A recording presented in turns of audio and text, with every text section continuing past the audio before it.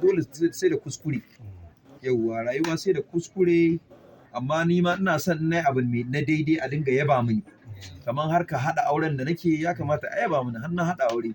Kamar harkar yaƙi da nake da ɗan malele ma'ana 'yan lesbian, wannan ma ya kamata a yaba mini saboda mata guda 8 suka daina harkar nan saboda me, saboda shawarwarin da nake bayarwa a social media na cewar amma ni ba wai wa'azi nake cewa ba wa'azi nake ba, ni ta hanyar likitanci nake fitowa da maganan in ce in kina yin harkar maɗigo da ɗan malele za ki samu matsala kaza, za ki samu ciwo kaza, za ki samu ciwo kaza. To wannan ciwon shi ya ba su tsoro da na encouraging, shi sa duk suka daina, suka yi min proving kuma sun daina amma ta silent way, saboda ba abu ne da za a expose mutum ba.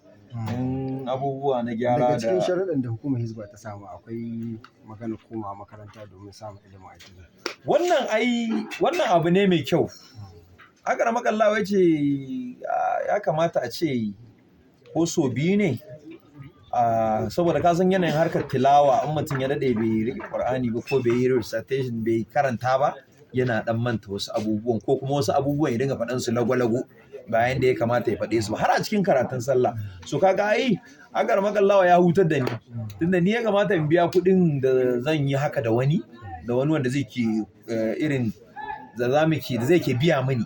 Ba wai ban yi makarantar Qur'ani ba, na yi makaranta, na yi nisa ma, amma abin da yake faruwa shine babu tilawa. Yau to tilawar ne an ɗan shashince, gaskiyar magana kenan. Yanzu masu bibiyar ka me za su sa dai a gaba?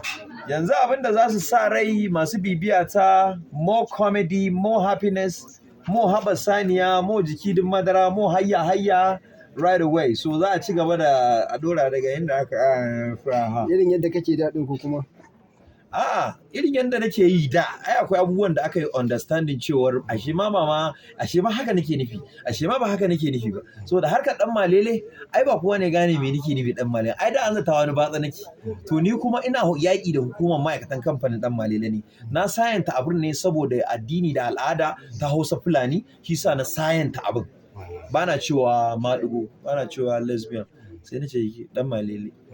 Yauwa a daina dan Allah a daina ɗan malele.